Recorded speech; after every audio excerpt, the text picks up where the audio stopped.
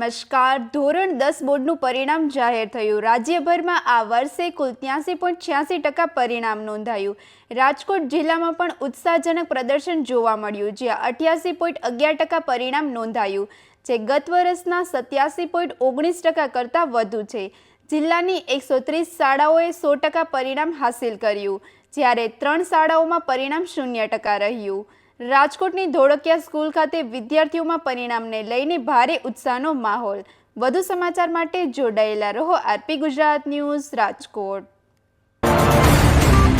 નમસ્કાર, હું કૃષ્ણકાંત ધોળકિયા સ્કૂલ રાજકોટથી બોલું છું.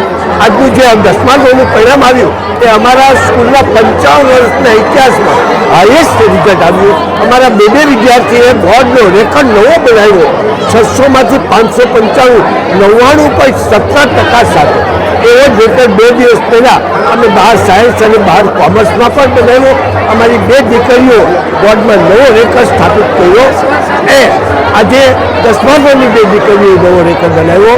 આ પરિણામ એ શાળાનું જે પ્લાનિંગ છે, જે સ્માર્ટ મહેનત કરાવવામાં આવે છે, અને જે બાળકો જે 365 સુધી રોજ પરીક્ષા આપે એ તેના મનમાં પરીક્ષાનો ભય જતો રહે અને તેઓ શ્રેષ્ઠ પરફોર્મન્સ આપે. મારું નામ શેખ રાજન છે. તમારે એ ગ્રેડ આવ્યો છે હાઈસ્કૂલમાં કેવી મહેનત છે? ખૂબ જ સરસ મહેનત છે. અમારે જે કરાયું છે એ શાળા તરફથી કરાયું છે. અમે પોતે તો મહેનત કરી છીએ, અમારી શાળા તરફથી એટલી મહેનત આવે છે.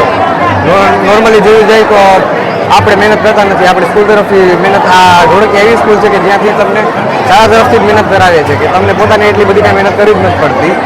આ શાળા એવી છે કે જ્યાં તમને મહેનત આમ બહુ સરળતાથી કરાવે, તમને અઘરું ન લાગે, તમને રોજ પેપર લેવામાં આવે.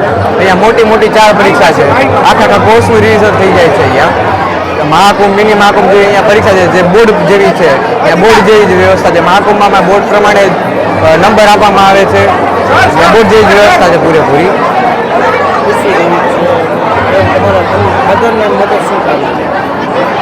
ફાધર ઓફ થઈ ગયા છે, મોમાં હાઉસવાઈફ છે. એમને ઘર કરવા માટે મેં આટલી મહેનત કરી.